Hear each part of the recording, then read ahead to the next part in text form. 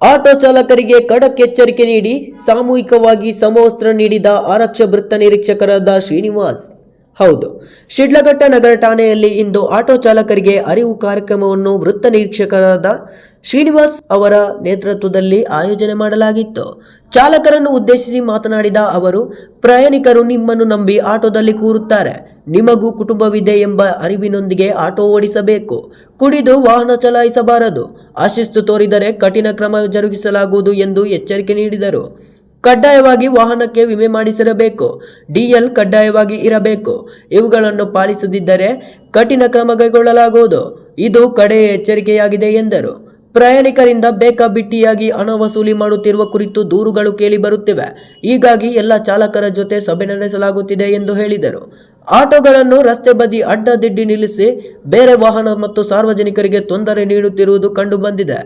ಅಲ್ಲದೆ ಹೆಣ್ಣು ಮಕ್ಕಳನ್ನು ಚುಡಾಯಿಸುವುದು ನಮ್ಮ ಗಮನಕ್ಕೆ ಬಂದಿದೆ. ಇಂತಹ ವರ್ತನೆ ಮುಂದುವರಿದರೆ ಕಠಿಣ ಕ್ರಮ ಕೈಗೊಳ್ಳುವುದರ ಜೊತೆಗೆ ಆ ಭಾಗದ ನಿಲ್ದಾಣವನ್ನೇ ರದ್ದುಪಡಿಸಲಾಗುವುದು ಎಂದು ಎಚ್ಚರಿಕೆ ನೀಡಿದರು. ನಗರದ ಎಲ್ಲ ಆಟೋ ಚಾಲಕರಿಗೆ ಸಾಮೂಹಿಕವಾಗಿ ಸಮವಸ್ತ್ರವನ್ನು ವಿತರಿಸಿದರು.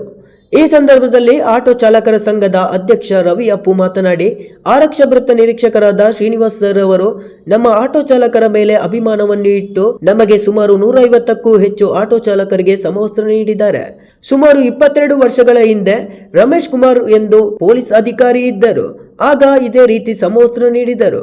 ಈಗ ನಮ್ಮ ಶ್ರೀನಿವಾಸ್ ಸರ್ ಅವರು ಬಂದು ನಮಗೆ ಸಮವಸ್ತ್ರ ನೀಡಿರುವುದು ಹಾಗೂ ಯಾವ ರೀತಿ ಆಟೋ ಚಾಲಕರು ಶಿಸ್ತಿನಿಂದ ಇರಬೇಕು ಎಂದು ನಮಗೆ ಎಚ್ಚರಿಕೆ ನೀಡಿದ್ದಾರೆ. ಇಂತಹ ಅಧಿಕಾರಿಗಳು ನಮಗೆ ಬೇಕು ಎಂದು ಹೇಳಿದರು.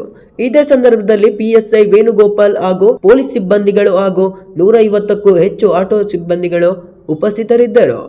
NKS TV4 news, Sidlaghatta.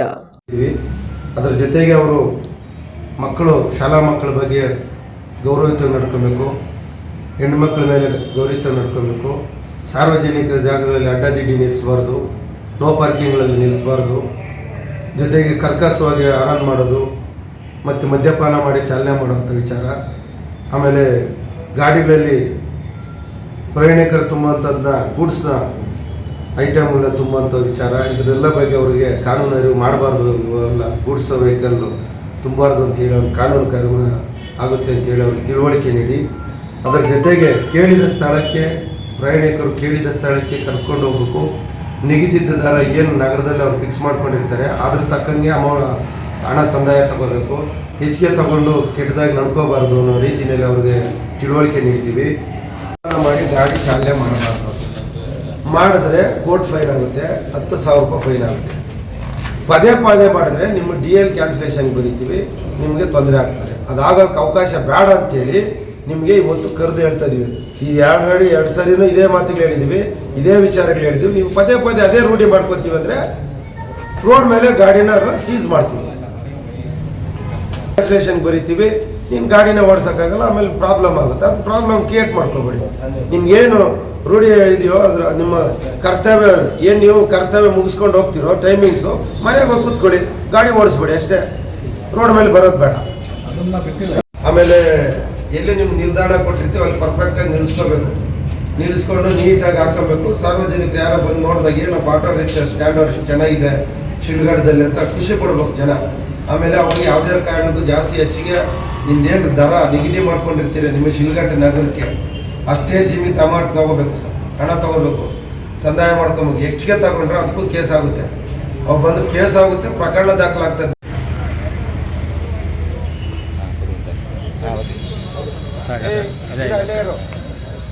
ಯಾರು ಬರ್ಕೊಡ್ದಿಲ್ಲ, ಕೊಟ್ಟಾದ್ಮೇಲೆ ಬರ್ಬೋದು. ಬೇಗ ಕೂಡ ಹಂಗೆ. ಹೆಸರು ಅಪ್ಪು ಅಂತ, ಆಟೋ ಚಾಲಕ ಸಂಘದ ಅಧ್ಯಕ್ಷರು, ಶಿಡ್ಲಘಟ್ಟ ತಾಲೂಕು.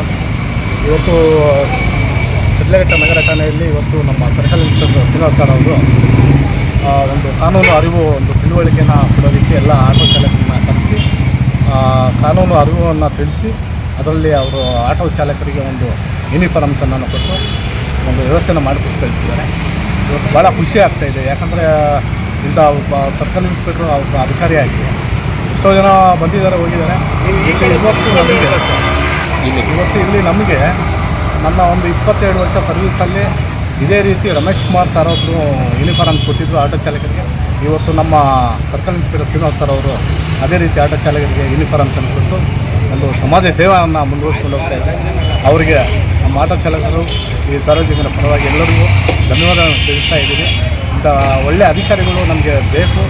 ಹಾಗಾಗಿ ಇಂಥ ಅಧಿಕಾರಿಗಳಿಗೆ ನಮ್ಮ ಒಂದು ಸಪೋರ್ಟ್ ಇದ್ದೇ ಇರ್ತದೆ.